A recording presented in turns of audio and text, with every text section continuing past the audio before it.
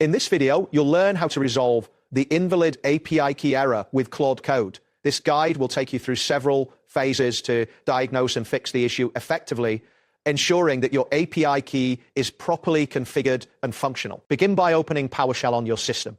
To check the current environment variable for your API key, type the command $env, Anthropic _API _key, and press enter. Observe the output closely.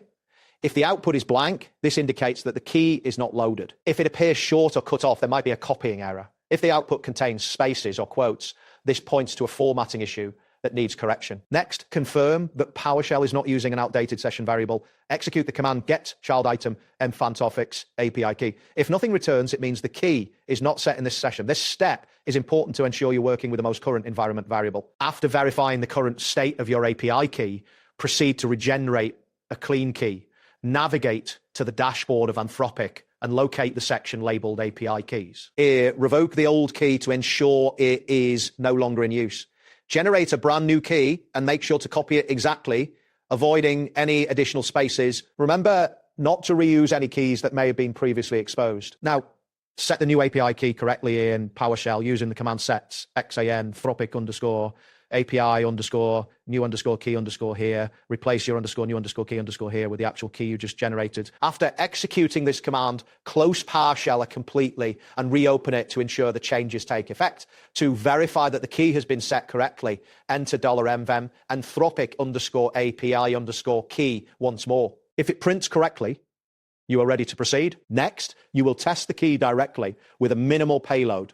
Input the following command to run a clean test request. Invoke REST method -URI https://apa.anthropic.com/vbyte1/mmessage-message-message 0601 content type equals application/JSON -body model Claude 3HiQ2024 0307 max _tokens 5 messages row user content hello kernel. If the key is valid, you will receive a JSON response confirming its functionality. If the API key still returns as invalid, there are several hidden causes to examine. First, ensure you are using the correct type of key, as OF tokens, console session tokens, or old beta keys will not work. Additionally, check your environment. If you are working within Docker, a VS Code terminal, WSL or CA/CD, the environment variable may not be passed correctly. Test inside the container using echo $env API